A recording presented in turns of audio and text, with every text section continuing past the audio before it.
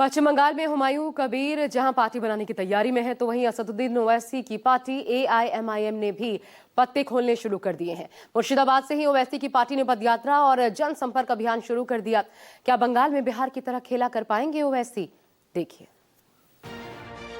हुमायूं कबीर ने मुर्शिदाबाद में बाबरी मस्जिद की नींव रखी और ये भी ऐलान किया था कि चुनाव में वो असदुद्दीन ओवैसी के साथ हाथ मिलाएंगे। ओवैसी साहब से बात हुई आपके चुनाव को लेकर के? आप बंगाल में आ रहे हैं, दोनों मिलकर लड़ेंगे, बात हुई है?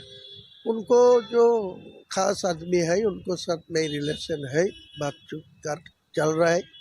तो पार्लियामेंट चल रहा है, पार्लियामेंट में थोड़ा बिजी है ओवैसी साहब। उनका जो खास आदमी है वो मेरा साथ रिलेशन रख के चलते हैं। तो मेरा उम्मीद है वो ओवैसी साहब मेरा को साथ जोड़ के इलेक्शन में उतरेंगे। साफ है, हुमायूं कबीर के टारगेट पर मुस्लिम बहुल सीटें और जीत का स्ट्राइक रेट बेहतर रहे, इसके लिए हुमायूं कबीर एआईएमआईएम के साथ हाथ मिलाने को तैयार है। यानी हुमायूं कबीर ओवैसी के साथ गठबंधन करके मुस्लिम वोट बैंक को बांटने की तैयारी में, जिससे वो किंग मेकर की भूमिका में आ जाए।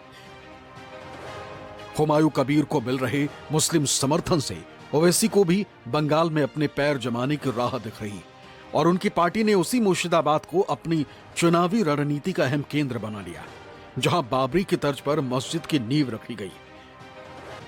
एआईएमआईएम ने मुर्शिदाबाद में अपनी ताकत बढ़ाना शुरू कर दिया है। पार्टी के पश्चिम बंगाल प्रदेश अध्यक्ष इमरान सोलंकी के नेतृत्व में चुनावी आगाज कर दिया है। एआईएमआईएम ने मुर्शिदाबाद जिले में जगह जगह पदयात्रा और जनसंपर्क अभियान शुरू किया है।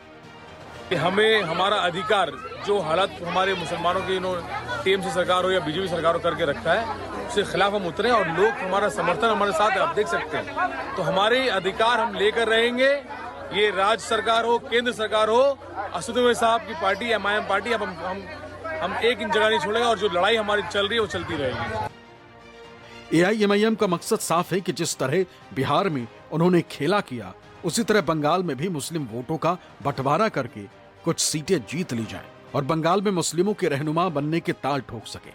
ओवैसी इसका संकेत संसद में दे चुके हैं। You have only 4% Muslims over here. The ruling party has no Muslim member.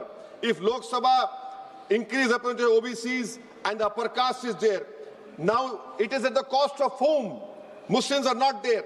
They're not being reflected in the secular parties. For example, if Muslim majority seats like Wayanad can elect non-Muslims, surely Raebareli, Amethi, Ottawa can elect Muslims, sir.